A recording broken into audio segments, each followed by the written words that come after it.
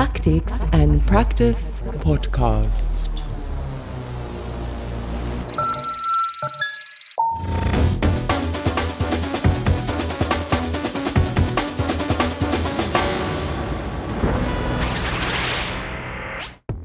Bonjour!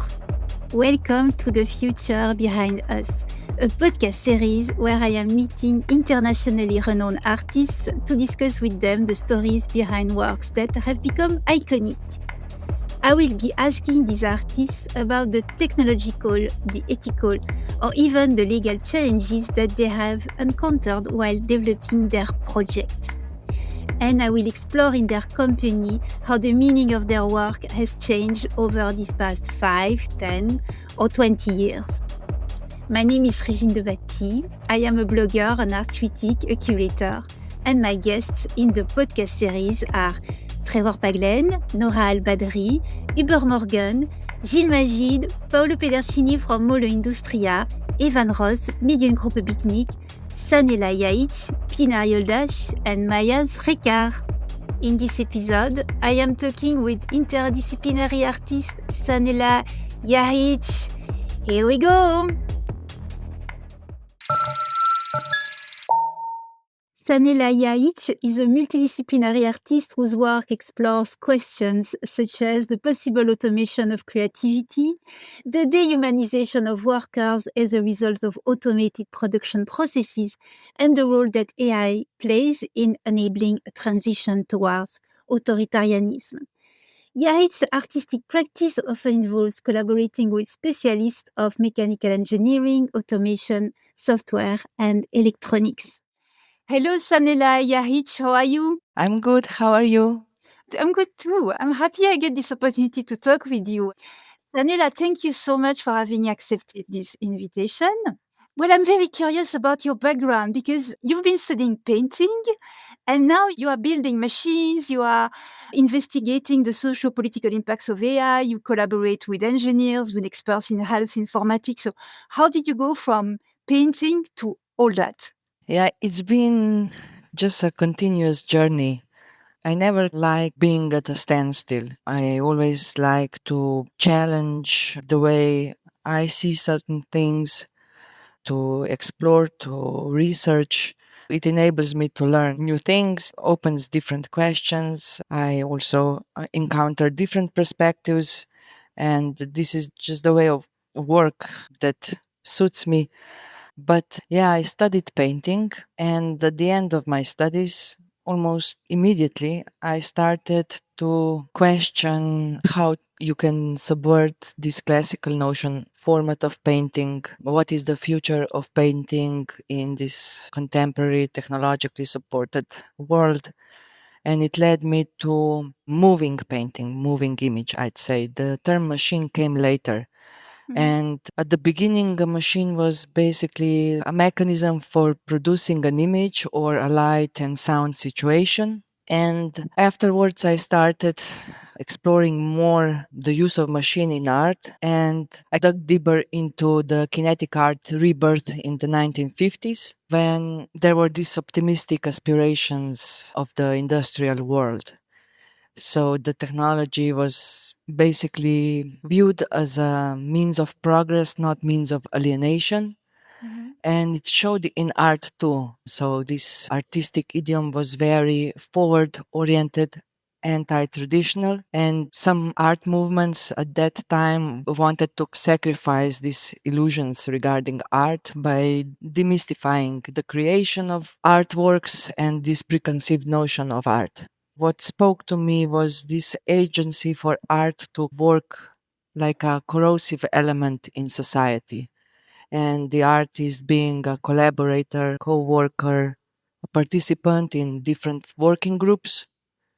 So I remember at the time I was also writing my thesis, social subject in kinetic object, and I encountered the writings of Matko Meštrović from the artist movement's New Tendencies. His writings influenced me significantly. I would say that they're as important to me today as before. And he was saying that social problems cannot be resolved without, of course, critical thinking, that scientific discoveries, technological advancements aren't really valuable or worth anything until they are socially owned and available, and that these goals in art are not bound to art, to the art field itself, but address kind of the social needs at that time, and of course I use it to address social needs of our time, and then it just moved from there. Yes, that's really interesting. I will ask you to put in the show notes the name of that author because I've never heard about him and it sounds really interesting. The other curiosity I have is the fact that so much of your work is exploring issues related to labor. Sometimes it's worker subordination to machinery, or possible automation of artistic practices or intensification of work performances, etc. So where does this concern for the situation of workers come from? It comes from personal experience. I grew up in a working class family. Both my parents are now retired, so I also see the impact of labor on their bodies. And during my years as a student, I also worked in different factories. So yeah, it just comes from there. It's a working environment that is familiar to me. And this all kind of just comes together. When with the first question, I said it's a continuous journey. It's not pre-planned. It just happens in a way because with my first machines, I worked with different Slovenian companies like for drive systems, electronics, mechanical, software engineers, experts, programmers, workers. And my work, if I wanted to make a machine, required collaboration with different fields. And these collaborating environments are important to me. And I migrate towards this way of working. But also, I had so many interesting conversations during the process of making my works that remained. I thought it was a crucial part of the work, but it was hidden. I experienced it and the people who worked with me, but not the wider audience.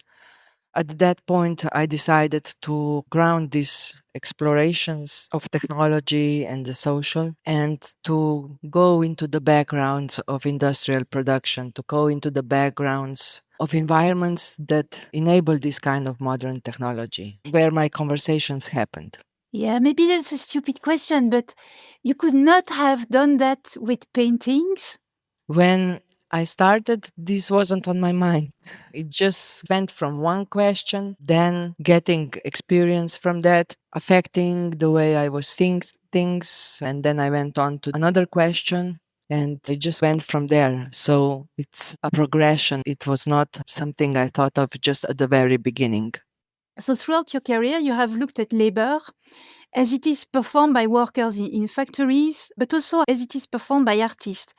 So do you see some parallels between the two, between, on the one hand, the impact that technologies of automation have on workers in factories or even in office, and on the other hand, the impact that these same technologies have on artists? Or are there two very different things? I think it depends on what kind of automation we're talking about in regards to its impact on artists. If we look at this future of work projections, they usually state like creativity, innovative thinking as these skill demands that will be required of employees. And these skills that have been traditionally also attributed to the profession of the artist are supposed to be among the ones that are least susceptible to automation. We think of creativity as something new, something that takes us by surprise. But many tasks that might require or entail intuition, empathy, creativity, when performed by people, are already outsourced to automated systems, but they perform them differently. And I think it depends. If you talk about this generative, the programs that kind of generate images, this I can see the parallel because it's based on the labor of people before,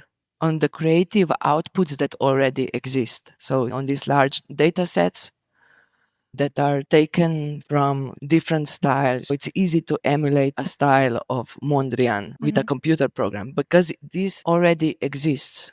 So it's in this way derivative. But for me, if I look at, for example, there was an algorithm that was supposed to minimize the difference between its answers and the correct answers. And what the program eventually did was that it found where the answers were stored and deleted them so it would get a perfect score. And it was not programmed to do so. So this, as I interpret the act of sabotage, the program doesn't. I see as a creative act, but I see it this way. Yeah. I don't know if that answers your questions. Yeah, because I think it does. It's just not going in the direction I was expecting, which is wonderful. So, yes, because you come with these preconceptions, and in my case, I've asked that question quite often, and I get usually the same answer. So I found yours quite surprising. So, okay, if I wrap up my mind around what you've just said, do you think that artistic creativity can one day be turned into data and automated, or is there something that is really deeply uncomputable in the artistic mind? Is it being an artist or being creative? Is it something that, because there are machines that can do some of these creative tasks, is it something that has to be constantly redefined, reinvented? This is a trick question in regards to the project I did not so long ago, but regarding this question, of course, there's something uncomputable at the moment in our mind, not just artistic mind. I don't see the difference. But if you look at how we think, yeah, or what affects us, not only producing artworks, just by doing ordinary things, whatever, we think of how our thinking process occurs. Yeah, something reminds us of something. We think in analogies. There are so many different loops that our mind makes in an instant. So, in regards to this question, I'm more close to the thinking of this cognitive scientist named Douglas Hofstadter. He's been trying to develop computer models based on the mechanisms of human thinking for decades. He argues that what we are talking about today as these technologies of automation or artificial intelligence, it's not based on understanding human intelligence. It's based on just massive amounts of data. And he uses this really good analogy. I love it. How we're in terms of AI development, that a man is trying to get to the moon by climbing a tree. And in his progress, steady progress, he reports, yeah, I'm a step closer, a bit closer. I am almost at the top of the tree. Yeah. But the moon is very far away. So I think how we imagine things, how we see things, how we understand things, most of us don't fully understand ourselves. Yeah. And now we're discussing this in relation to a program, let's say self-learning program. But this is just something that detects patterns in these huge data sets. Characteristics, properties of things, what they mean to us, are not embedded in the programs. There's not even a shadow of it in the technologies of automation. But now we have these kind of self-learning, let's say, intelligent systems, more flexible and at the same time less understandable. Yeah. So whenever their result is a bit unpredictable, we cannot check why the decision was made. We immediately think of creativity. I think one day, if I ever meet you, I want to see your bookshelves, because I think you keep recommending super interesting people I had never heard of.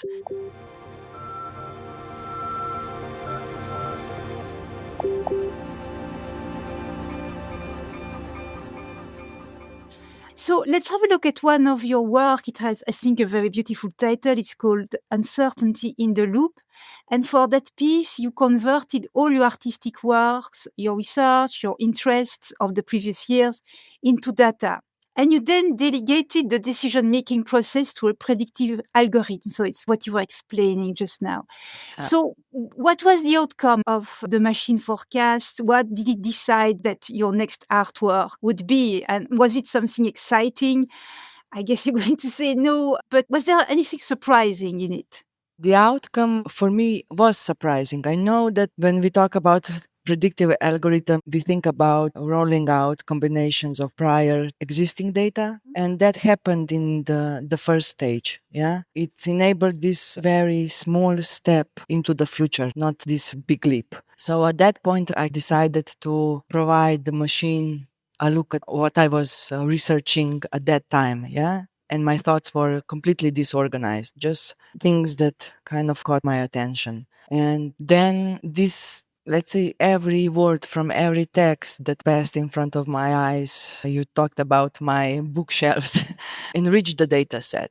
Yeah, without me making a decision. So it was opening these new horizons of thought. And the outcome was basically parameters that were highlighted with high confidence and high value as being important for the next artwork. And this was scientific research as a method, vocal biomarkers, recording tracking devices, assessment tool, psychological profiling, mental health, risk score, personality data, behavioral characteristics. And based on these parameters, I started researching how our mental health affects our speech apparatus, leaves an imprint in our voice. So I made a work called Pataka about what our voices tell machines in regards to us and how AI can be used. I focused on depression and how AI can be used to detect it in our voice. And for me, yeah, that was a surprise.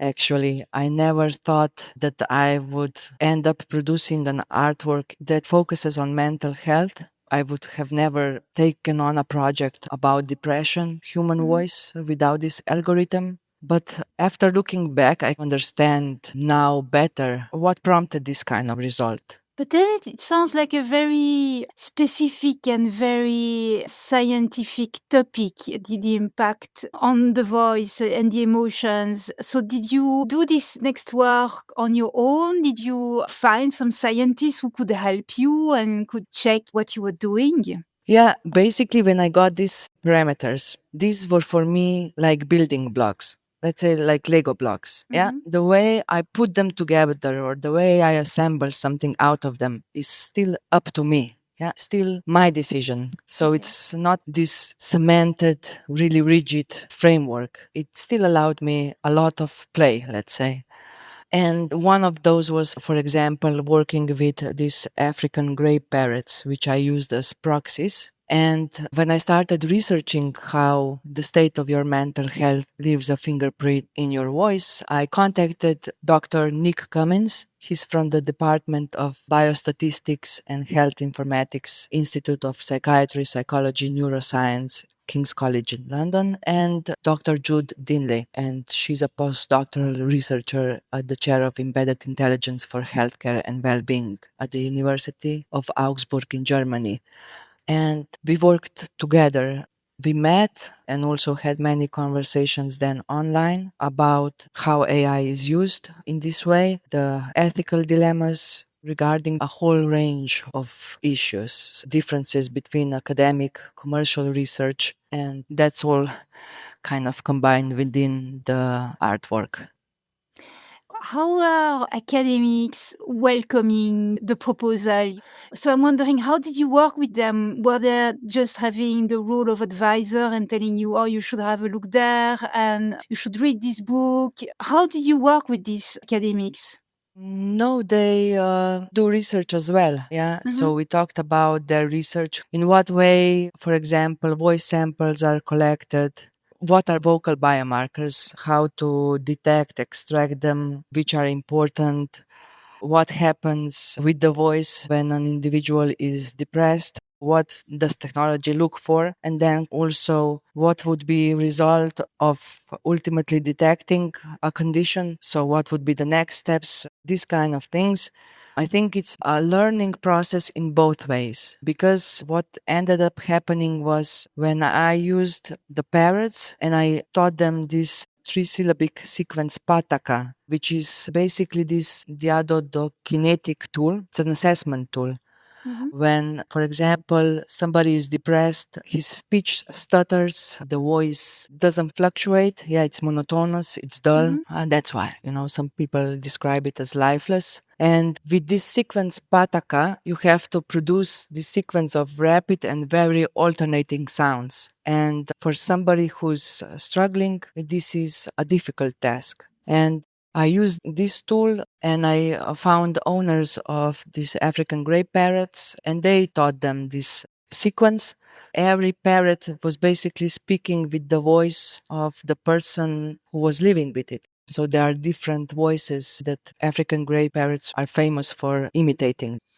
And that, for example, surprised the academics, how I used this tool. And what happened was when we had a conversation for some kind of scientific magazine, I got an email from a researcher who said that they were inspired by the work and that they wanted to test some of their research on mice, which I thought was actually a horrific idea.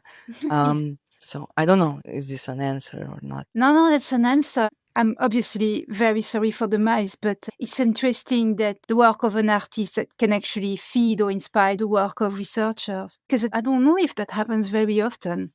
So I have one last question. It's about one of your latest works, and it's called No to AI, Yes to a Non-FASCIST Apparatus. It's a video that's available online. I really recommend that if you listen, you also have a look at the video. It's not very long. It's really fascinating because the video is narrated by Dan McKillan, who is the author of the book Resisting AI, an Anti-Fascist Approach to Artificial Intelligence. And, I started watching the video, and after a while, I thought, wow, this is quite dark. Because, for example, McKillan explained that AI is a political technology, that we will never be able to regulate it, and that AI must just not be resisted but replaced. I thought, wow, that's very gloomy. Yeah, but it's true. It's not only gloomy, but we know that. But towards the end of the video, I think he becomes more positive and uplifting. He calls us to develop forms of computation that are what he calls mechanisms of commonization. And of course, I like the idea. But so since you worked on that video, you talked with him, I'm wondering how much hope can we have that such change might actually happen? Are you optimistic or fatalistic or just curious about the human future in a world that is increasingly mediated by algorithm?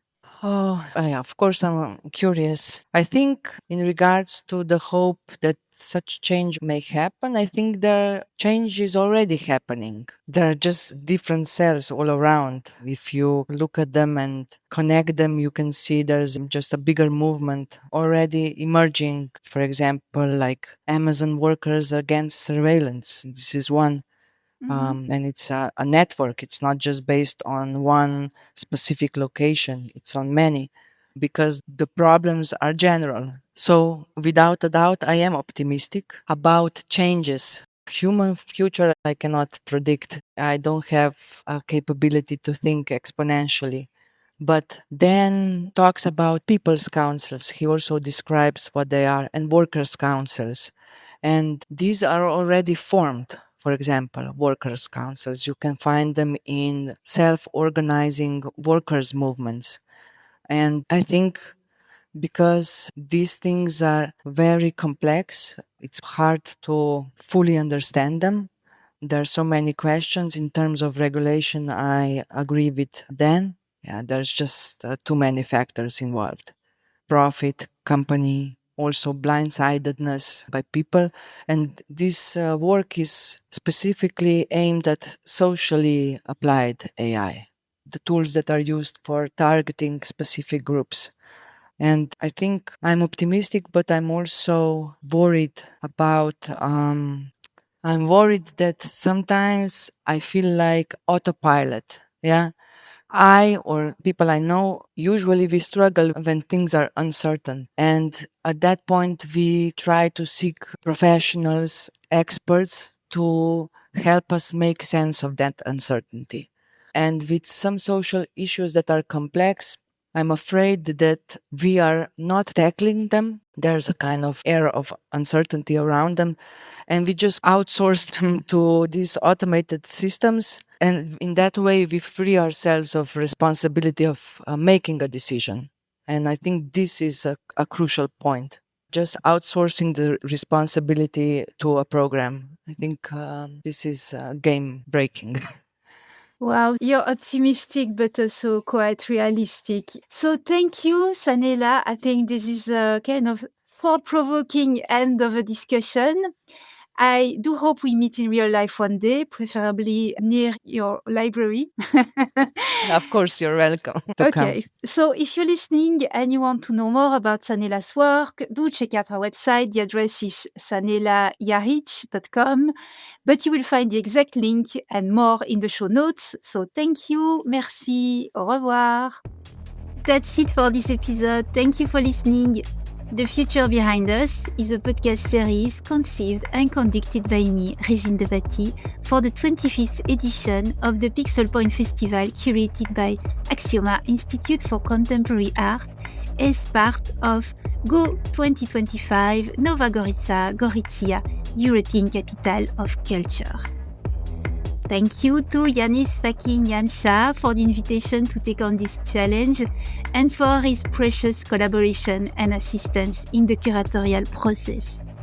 Thank you also to Marcela Okritic for the impeccable coordination.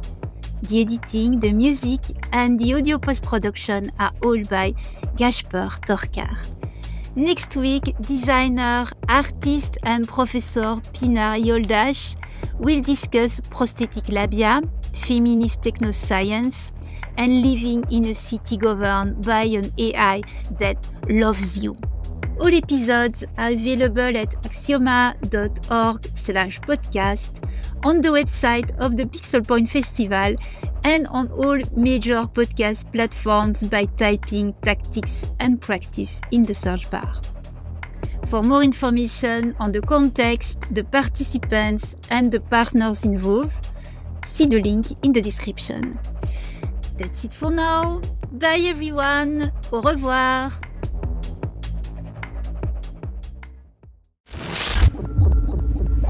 Tactics and Practice Podcast.